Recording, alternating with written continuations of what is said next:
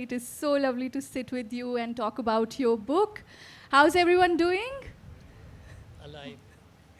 So, Sanjoy, it is a fabulous book, and I've been spending some time with it, going through all the extraordinary experiences that you've had, and we will get to those in a minute's time. But before we begin, I realized that in the opening of the book itself, you're just a 5-year-old child who is traveling from Kochi to Calcutta. I want to know, what is this Kochi connection? Let's start with that. First, just to thank Manorama Malayalam and Hortus. Amy and I were talking about how everything starts on time here. In this case, we're starting ahead of time. So many congratulations for making that happen. That's something that's rare, and I always judge a festival or how it's managed by the fact that you can start something on time and end it on time. So thank you all for doing that. Yeah, Amy, and of course it's wonderful to be speaking with Amy. Amy is an amazing poet who we heard earlier this year in one of our festivals in Amritsar, where she recited her poetry. She's a performing poet, and she recited her poetry on Partition at the Partition Museum, which was really beautiful. And if any of you get a chance, do pick up or listen to her online, maybe. And what is it, Amy? Amy Singh writes, and we have a session tomorrow at 1. So Amy Singh Rise, and she has a session tomorrow at 1. You're absolutely right. My memories, my earliest memories were actually formed in Kochi, in the fort area, not so far away from where Tanya lives. I went to school here. This is in the very early 60s. My father was the commanding officer of INS Garuda, which is the naval aviation branch, which is based in Fort Kochi in those days. That's where I went to school. And the journey or the memory that's recorded here of what I remember was amongst my first train journeys, which was an amazing train journey from here all the way to Calcutta via Chennai, or what was Madras, was just absolutely incredible. And in Cochin, in our home in INS Garuda, we used to have a big banyan tree, and there used to be a swing that was hung from there. And that's what we used to play, and we had neighbors who used to come across. And the reason why I have a permanent scar here is that I was standing, the swing came and hit me, nearly blinded me in a sense. So this scar is a Kochi scar. And this is also, Kochi is also a place where my brother and I used to play a lot. My brother used to love experimenting, basically experimenting on me. So he used to take red ants from under the tree and caterpillars and whatever else there was, mix it with Marmite and Bovril, squish in Mars bars, put Tabasco in with, with balsamic vinegar, and feed it to me as, let's taste what this is going to be like. So much of my fascination for food, I think, came from the fact that at this very early age, I was exposed to eating everything from red ants, which he said was very good for vitamin E, and caterpillars, which was a little squidgy in the inside, and worms, which sometimes weren't fully dead when I swallowed them, so they used to wiggle around a little bit, which has allowed me to go across the world and continue to eat and experiment with food, which I love. Now that sounds like a true horror story. It was a great fun story. I just enjoy experimenting with all kinds of food. Yes, I've eaten everything from fruit bat to snake to cockroach to scorpion. The cockroach was an accidental one because I was in China and I wanted to have scorpion with duck liver. It's a very famous dish in the great Peking duck factory, which is in Beijing. And except that they didn't understand scorpion in English, so I thought I was drawing for them a scorpion. They thought it was a cockroach, so they brought me deep-fried cockroach wings. So that was the accident. Thank you for that wonderful story. So reading the book, I learned that you grew up in a house where your father was a skeptic and your mother a deeply religious and superstitious woman, if I can say so. So how was it growing up in a house like that for you? before we go to the book, I wanted to just tap into a little bit of personal history. You know, nothing was ever forced upon us because we lived in this. I mean, when we went home for holidays to Calcutta, we lived with all our cousins. There were hundreds of them. We were all playing around. But I had an affinity to worship irrespective. So those were the days I used to play God. And, you know, my grandparents, being really indulgent, had little brass glasses and little brass bowls and little brass plates made for me so I could give prasadam to the gods after I finished praying to them. But it wasn't a sense of religion per se.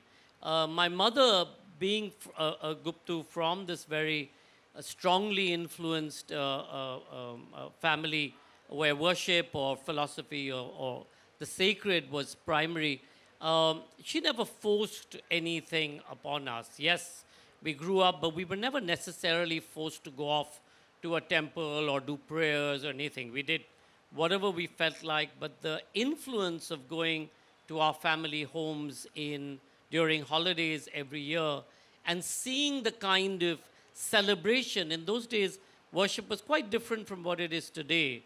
In those days, it was really a celebration. It was about waking up to eat fish in the morning and then the sweet dish and having your favorite puri and, you know, looking at the prayers going on through the day. So it was as much fun as it was the idea of Ma Durga or Ma Kali or whoever the presiding deity was. In this particular house, we have a family deity that goes back 300 years, divined up by my great-great-great-great-great-grandfather, who dreamt that this deity was in a pond on his estate, and he has this dream 3 days in a row, and on the third day he goes to that particular pond.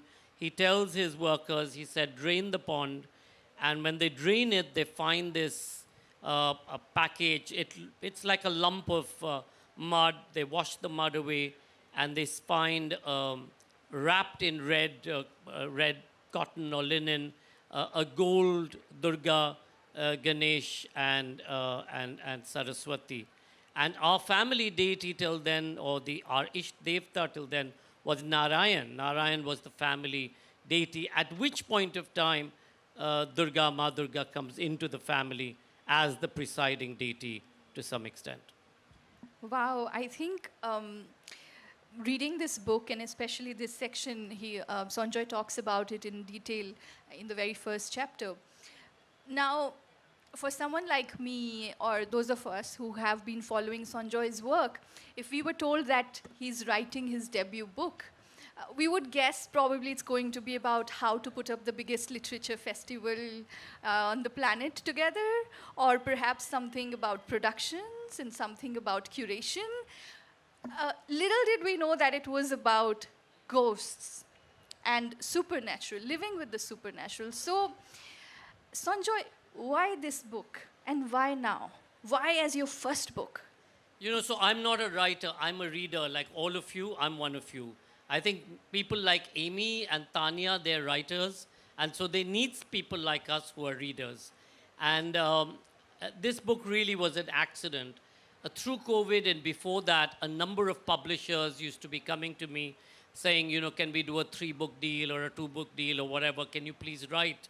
And I really wasn't interested in writing. I certainly didn't want to write the Jaipur literature story because that's a really political story, which I will write at some point of time, but certainly not now.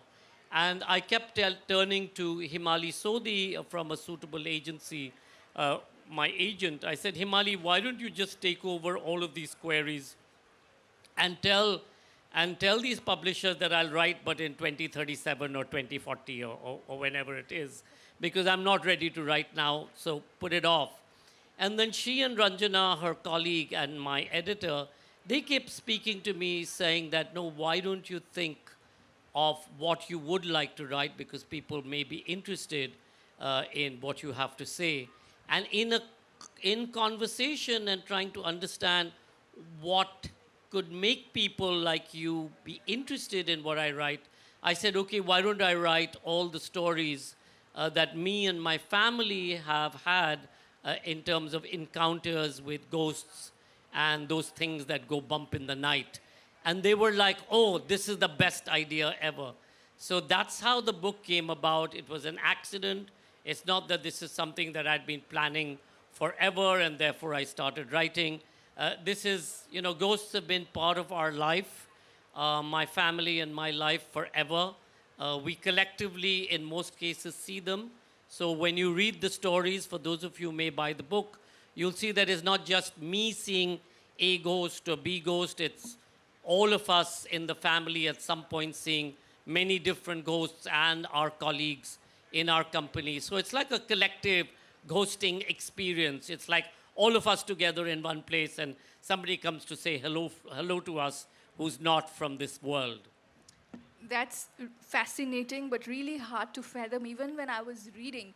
Now, when you pick up a supernatural story, you are expecting maybe jump scares and freakiness But one thing about Sanjoy's book that I experienced while reading was that it's written with honesty, of course, because I think you have to be vulnerable to be talking about a subject which is not accepted when it's non-fiction. Fiction, yes, we like horror fiction, but such may, like, is it for real? Do ghosts exist? Or did he really see them, or is he making it up? We always meet such stories with skepticism, sometimes even mockery. So, yes, vulnerability, honesty, and then a lot of sensitivity that came across. And that's why this book was so different from anything else that I had read. So, Sanjoy, now, without further ado, diving right into the plot, which is your lived experience. Let's start with your first ever supernatural experience. We will go back to the Kochi story. From Kochi, he traveled to Calcutta, and he was only 5 years old, and that's when he experienced the supernatural for the first time. Let's hear about that. So, scar tissues form when you have a bad memory. I think all of us will remember a lot of the bad things. Very few of us remember the good things. So, in this particular case, my grandfather had passed away. We went off to Calcutta. I had arrived there. And at night, I was climbing into bed. In those days, you literally climbed into bed, a 4-poster bed. So, you climbed into it. I was sleeping with my grandmother. There were mosquito nets all around. And the lights were still on, and my grandmother, my mother, and I, or my mother and grandmother were chatting. I was in between. And suddenly, on the mosquito net, I saw this part of an arm with a dagger flash across the mosquito net. And the visual of it is still so, was so strong that it continues to stay with me so many decades later. And I screamed the place down. I was like, I don't know what it is. Luckily, my grandmother too saw something. She didn't necessarily say that it was, but she saw something and she said, yes, there was something in the room. And I screamed and screamed and screamed and screamed. And I insisted that all of the house people open up all the rooms, look under the bed, look in the cupboard, look around. And, those houses, the rooms were huge and many rooms. So they opened up every one of them looking for what may have been an intruder, but there wasn't. At that point, for me, it's not that I thought I'd seen a ghost. I had no idea what I'd seen. I'd just seen this hand and this dagger, flash. And the light on the dagger was such that it flashed. And that just totally frightened the wits out of me. It's only many, many years later, as many of these images or apparitions continued to come to me, did I start making sense and thinking that maybe it's not just an ordinary something, maybe it's something more than that. In this case, spirits or energies from another realm that we don't see in our natural world, but that they exist. At that time, you were so young to make sense of what exactly you had seen. But when was the first time that you experienced something like that and you were sure that this was not natural and this was perhaps something from a different realm altogether? So pretty much through my youth and into my university and so on and so forth, I used to see stuff fairly often and, never make a big deal out of it. It's not that I said, oh, I've seen a ghost, meaning I saw something, I got frightened, but I used to think that maybe it's just me getting frightened and, you know, I don't know. It's only after Punita and I got married, Punita decided to get married to me, and she was on a spiritual journey, and she started making sense of some of these images that we started seeing either collectively or with our kids, etc. And I remember, when our younger son was 2 years or 2 years old, he used to wake up at night screaming at the top of his voice, ki wo aa rahi hai, meaning somebody is coming or she is coming to me. And on his bed sheet and pillow cover used to be always streaked with blood. So this used to happen night after night after night. And we used to take him to his pediatrician, to the ENT, to everybody. But nobody came up with a solution of why Avik used to bleed in this way every night in a nightmare of ki wo aa rahi hai. And then a friend of mine who I mentioned in the book, Madhav, he came one day, he was a great Kali Bhakt. He came one day and he said, I think Avik is a Kali Bhakt or dear to Kali. Kali wants him back. Please whisper this mantra or recite this mantra every day before you go to sleep. And then over a 3-month period, this incident sort of stopped and it didn't happen to him again. Sanjoy, there is, now that we're talking about Punita, your partner, you had a frightening incident which involved her when you were at Khajuraho temples organizing this event. Would you like to read a passage perhaps, or and then we can talk about I can read, except that I'm not wearing my glasses, so what you'll hear is a version without glasses. Is this the bit that I've underlined? Okay. Our production, so the setting was, we're in Khajuraho, we're doing a big show there to commemorate 1,000 years of the Khajuraho temples, which was completed in 999 Common Era.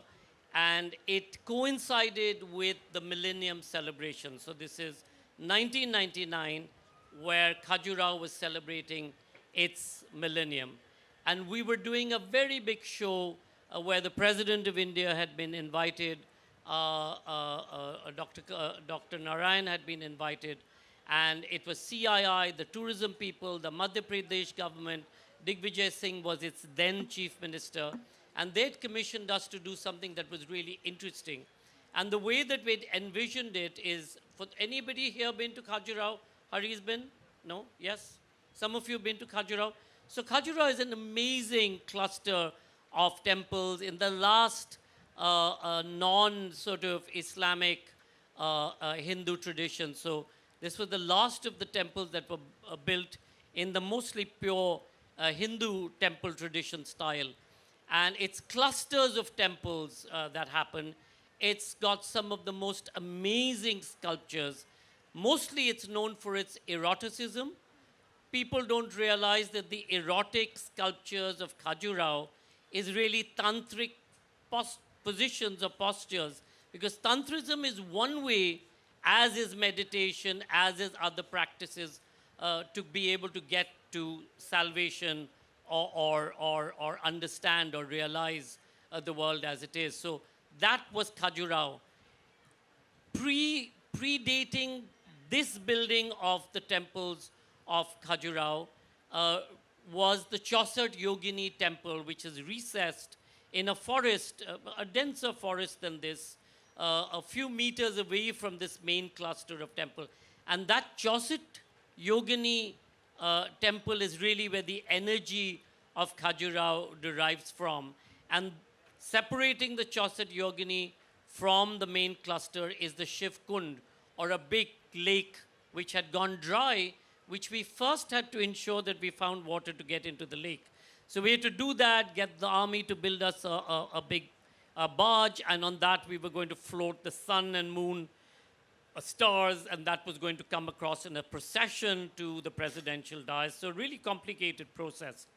So we were sitting around one evening, a couple of evenings before there's doing our production meeting. So, all of us in a suite at the Lalit Hotel in Khajuraho, and this is what happens. Um, One evening, huddled together in my suite at the Lalit, we were deeply engrossed in working through the show's flow, which needed precise timing and multiple rehearsals with different departments and performers to ensure a flawless execution. The idea was to have the float approach the presidential platform with the music reaching a crescendo and fireworks that would light up the sky. And as these died out, 1,000 paper lanterns would be lit and released into the night sky. Exhausted by the never ending meetings, Punita, my wife, had crawled into bed, covered herself with a white linen bedsheet, and fallen fast asleep, oblivious to our ongoing discussions. I've always marveled at her ability to fall into deep sleep, regardless of the place or the noise or light around her, something that's almost impossible for me to do because I'm basically an insomniac.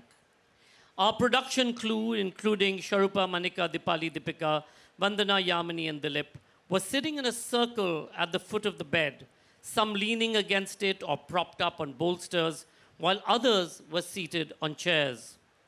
From where I was sitting, I could see Punita asleep on the bed.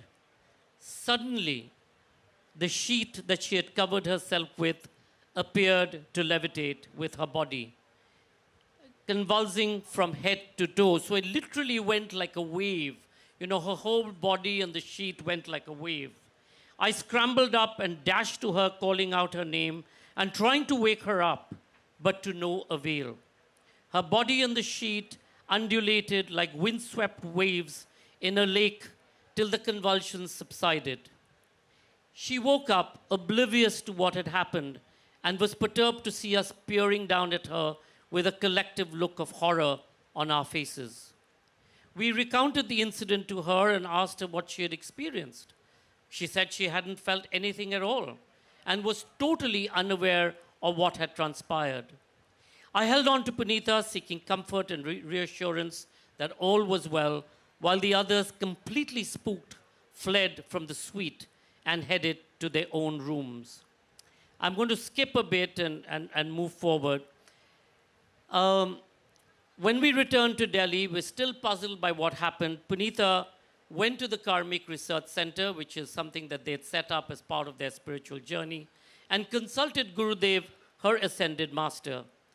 Gurudev was forever calm and had a deep understanding of the most complex situations. He suggested that Punita undertake a past life regression session. Through a guided meditation, he took her back many lifetimes to 1,000 years ago to Khajuraho, where she had apparently been a tantric priestess. I was a powerful tantric head priest who had misused my position and powers for self-aggrandizement and had killed and had filled with greed and ego and had sought sexual fulfillment. Punita was a priestess with siddhis, or powers, bestowed upon her through tapasya, practicing extreme self-discipline, meditation, and penance to purify the mind, body, and soul in order to achieve spiritual growth and self-realization. She had come to Khajuraho to challenge me, but it seems that she was unsuccessful, and my powers and spells had pushed her over the brink into insanity. The regression got more complicated as friends from our present lifetime were also present, playing key roles as aides, procurers, and deputies to the head tantric. And they were all impacted by the tragedy that unfolded against the backdrop of Khajuraho.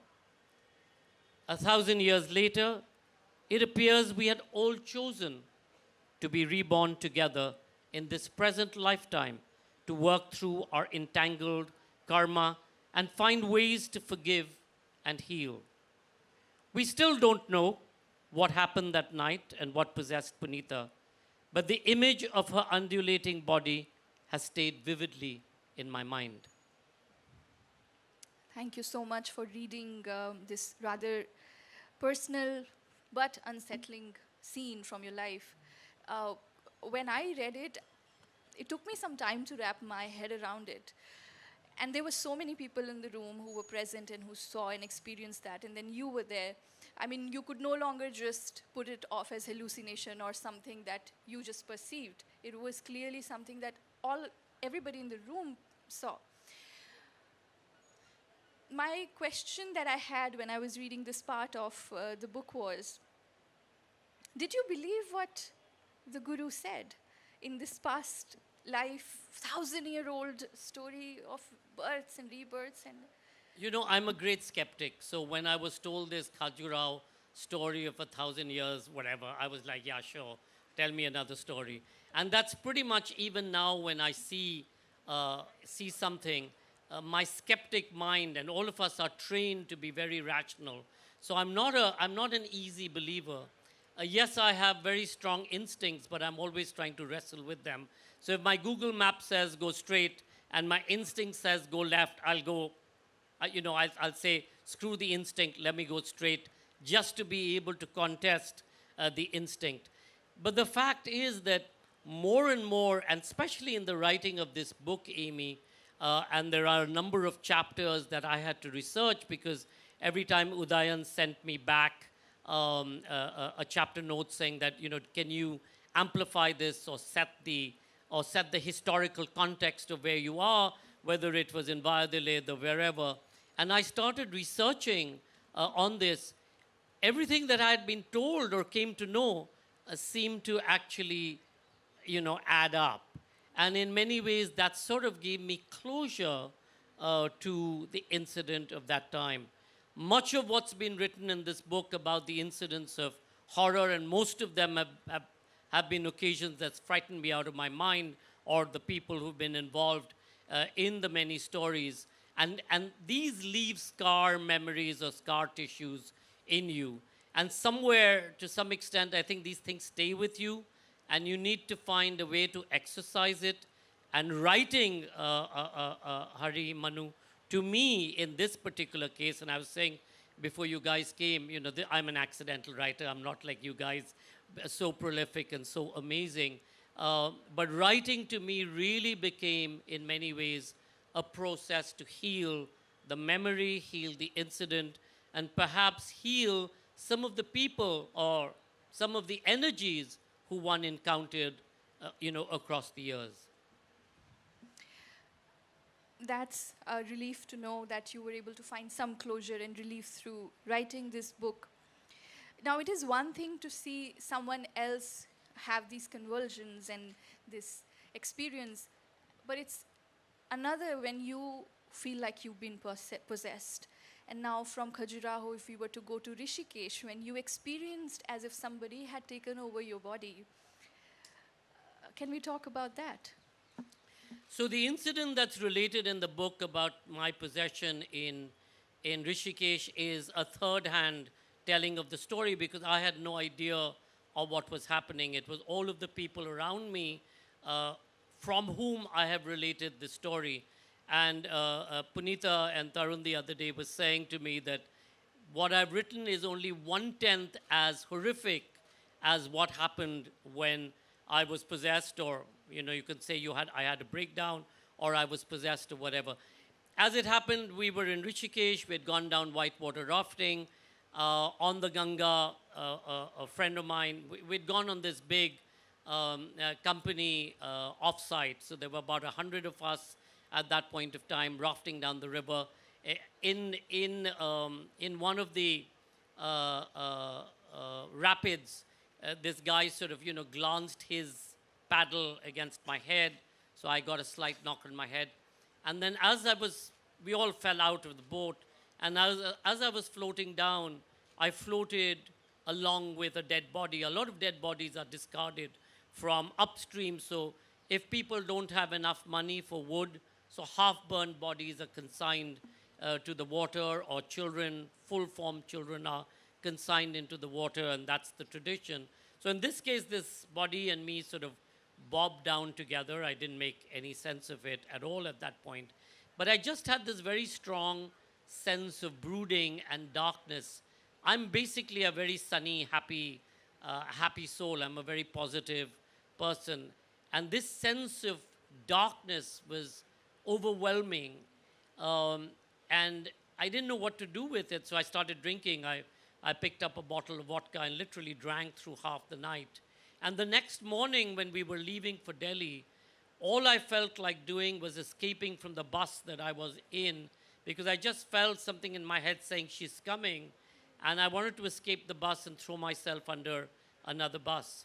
But what happened in the bus that I was in is that my body kept leaving the seat and rising many feet into the air again and again and again for this 6-hour journey back to Delhi. So they stopped in the hospital in Haridwar to give me, shots, injections to calm me down. But it didn't seem to make a difference. And I kept leaping off the seat with 5 very strong, very tall people, trying to plant their knee on my chest to keep me from flying off the bus seat in case I got hurt or God knows what I was doing flying. And this continued for 6 hours of the journey. When we arrived in Delhi, they took me to the hospital. The EEG was clear. Everything was clear. Went back home. But whatever it was that inhabited my being continued to be there. So for about 2 weeks, I had this very dark, I had no memory of what happened in the bus per se, but I certainly had come about by the end of it. And for the next 2 weeks or 10 days, I had this sense of just being very heavy and this black energy having completely subsumed and consumed my entire being.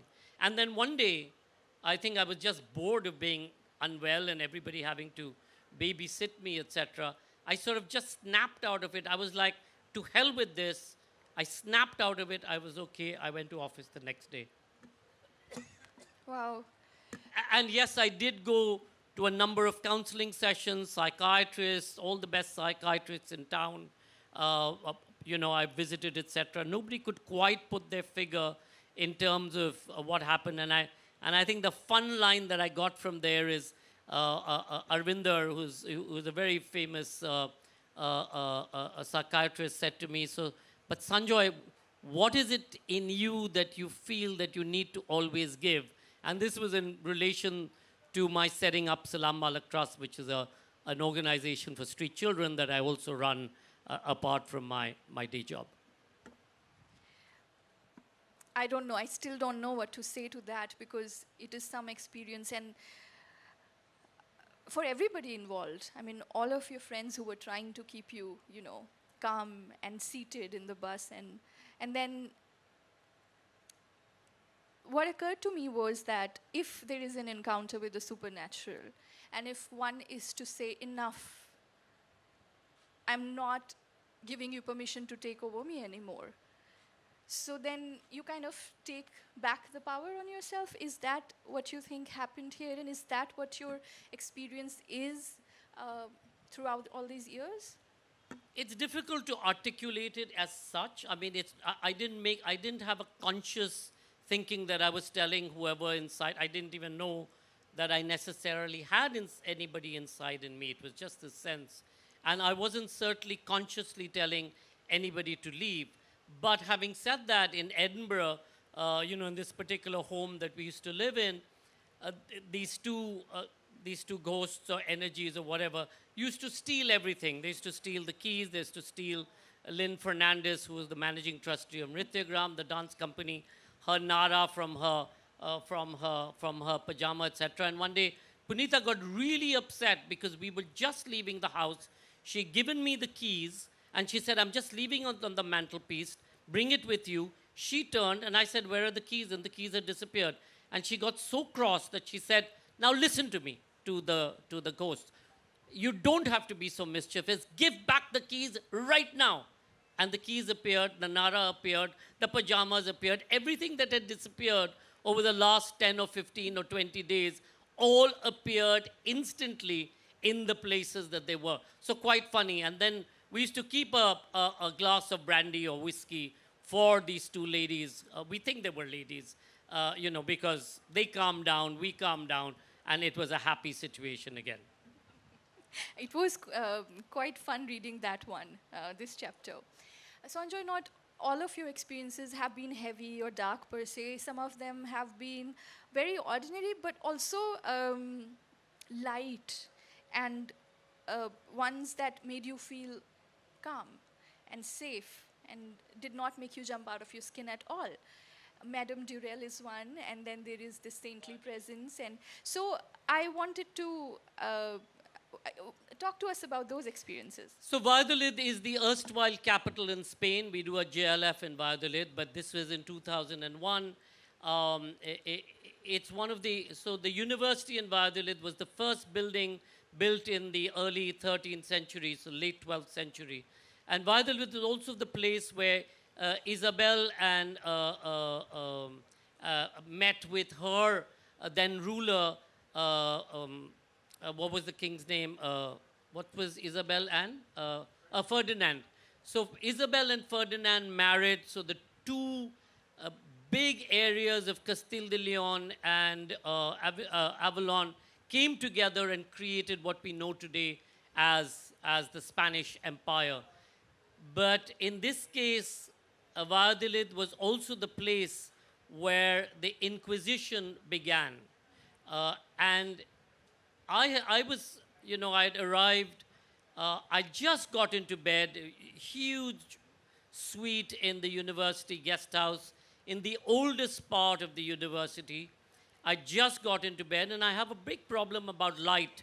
So what I do is I put a eye mask, and then I put a puller on top of my head, and then I make sure all the lights around me are off. And that day the moon, it was a full moon outside. There was no drapes on this window there. So I was sort of contemplating how I should cover that. And then I just realized, so I hadn't gone to sleep yet, I just realized there was somebody standing at the alcove, and that divides the sitting area from the bedroom area. And I thought it was a person from housekeeping who had come to say something. So I said, can I help you? And I'm looking at this person, sort of, in white. And as I'm looking at the person, like you scan and you look down, and I'm like, oh, no hands. And then I look down a little bit more, and I'm going, no feet either. And then I start looking at the face, and I'm going, oh, no neck, this is a problem. So normally by this time, I would have screamed and jumped out of bed and hit the light switch. But for some reason, this was the only time that I wasn't so terrified. This person was looking at me. I was in this, philosophical, oh, no neck, no hand, no feet. Then I looked at the light saying, should I put on the light? And then looked back, the person had disappeared. And then I realized he had gone, and he was standing next to the window, this moonlight coming through.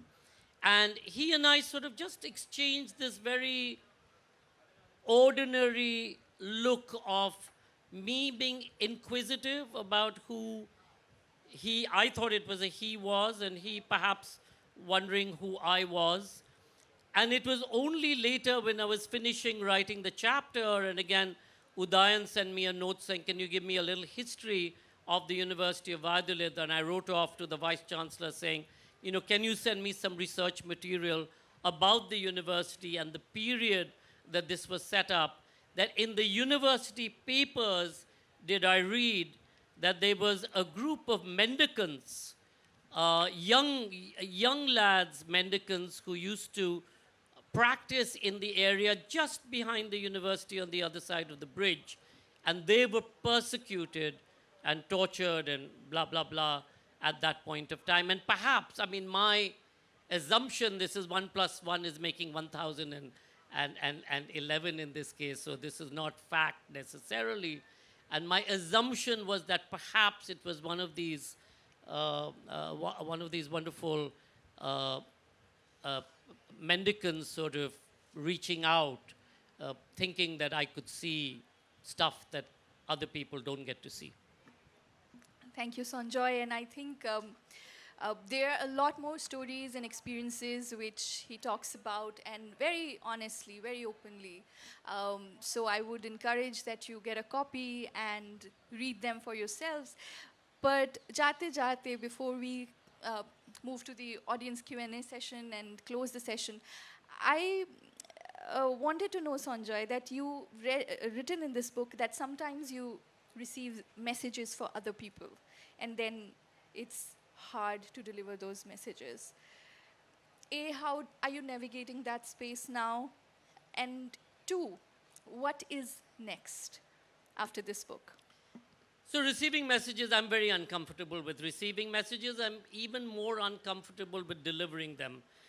So in the early times when my antenna wasn't sorted out, I used to get a message saying, this person in front of you, you need to tell them they have cancer. I mean, how do you tell somebody they've got cancer, especially if you don't know the person, or, tell the person he's going to have a heart attack? I'm like, there's no way I'm going to do this. And my wife, Punita, used to say, well, if you've got a message, you have to deliver it without editing it, because that's your responsibility. And I'm like, no way. I mean, they'll think I'm totally nuts.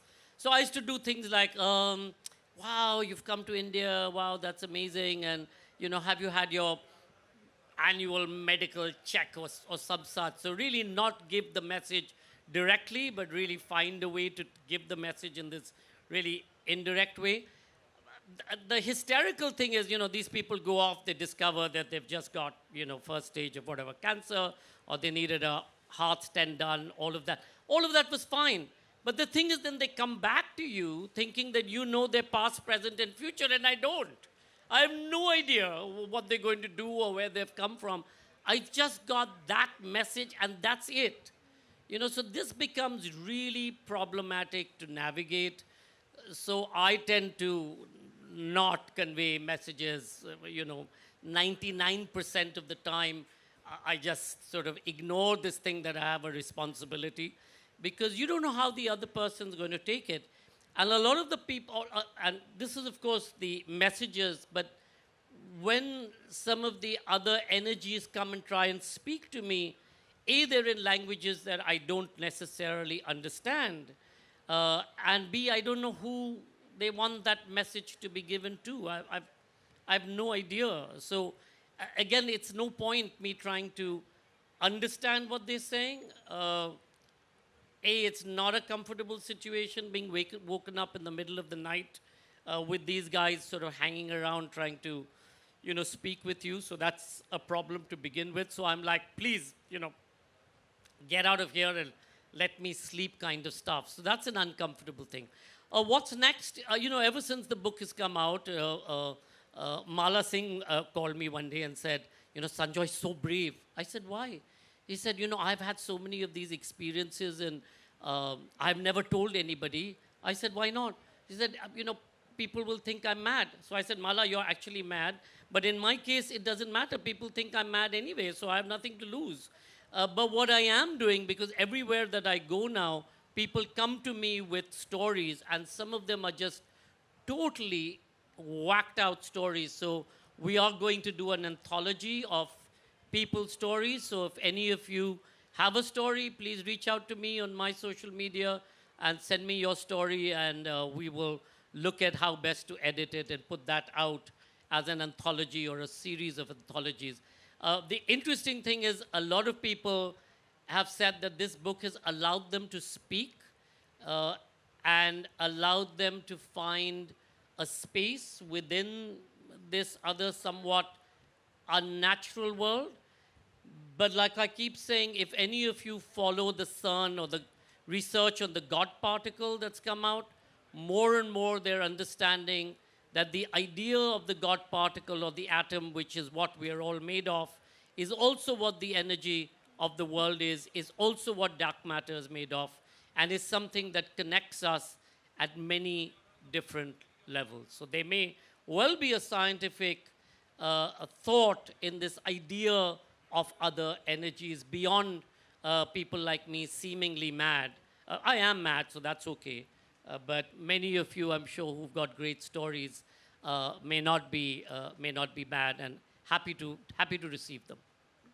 Thank you, Sanjoy. And rightly said that literature's power is that it makes us feel belong and encourage us to tell our stories also.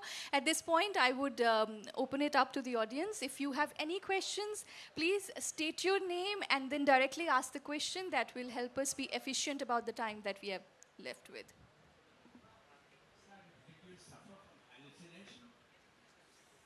You know, this is something that various people have asked me, and I've been through the whole psychiatric uh, evaluation, etc., and nobody's really come up with that as a medical thingamajig. But yeah, I mean, you know, this the other science of this could well be that. But the thing is, a lot of the incidents that I've related in the book is not just my story.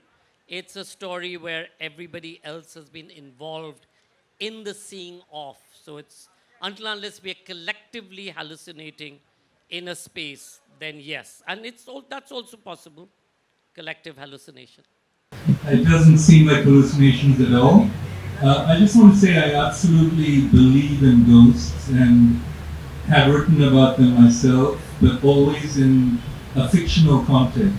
I think it takes some kind of bravery to write a non-fiction book about ghosts, so thank you for doing it. My question is slightly more frivolous. It grew out of a conversation Manu and I were having on the way here, and I want to ask, in the pyramid of literature in India, particularly, festival directors, publishers, some editors are right on top. Most writers are in the middle or at the bottom. Why have you demoted yourself?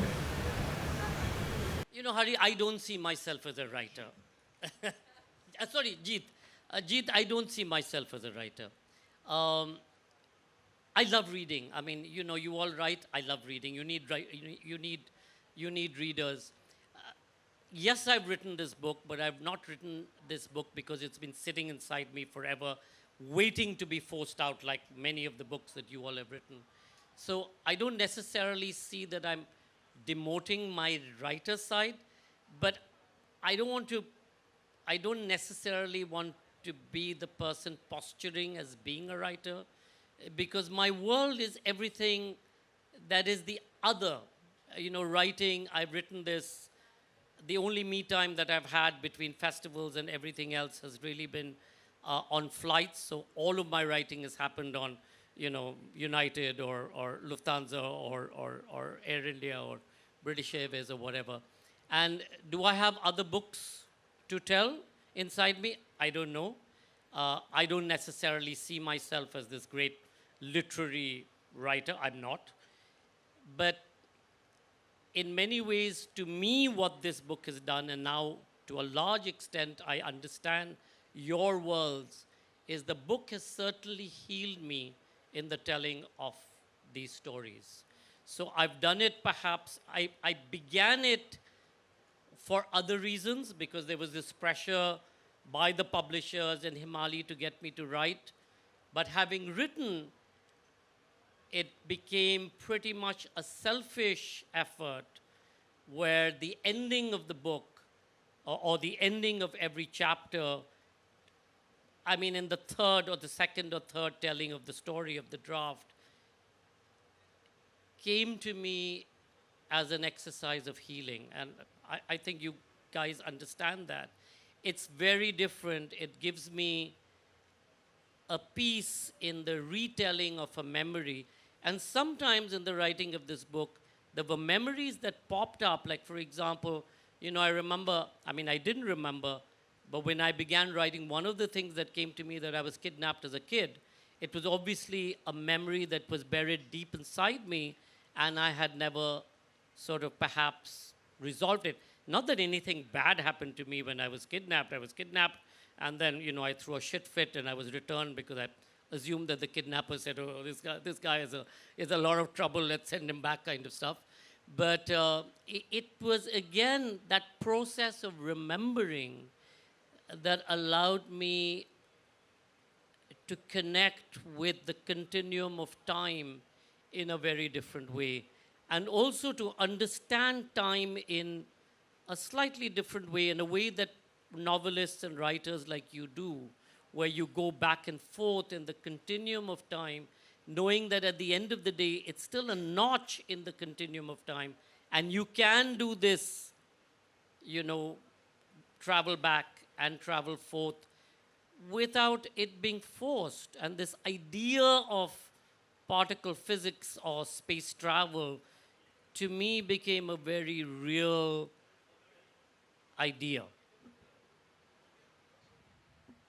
Hope that answers your question. Complicated answer to us.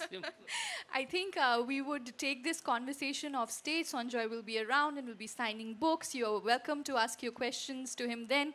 Sanjoy, thank you so much for having such an open-hearted and lively conversation about not an easy subject. And thank you, Kochi, for being such a wonderful audience. Until next time, see you. Thank you. Thank you so much, Amy, for being such an amazing, and like I said, she's an amazing poet. And thank you to Hortus for bringing or putting together an understanding and believing in the power of words to bring about a transformation. So to the Malayalam Manorama group and everybody who supports it, a big thank you. Thank you. Thank you.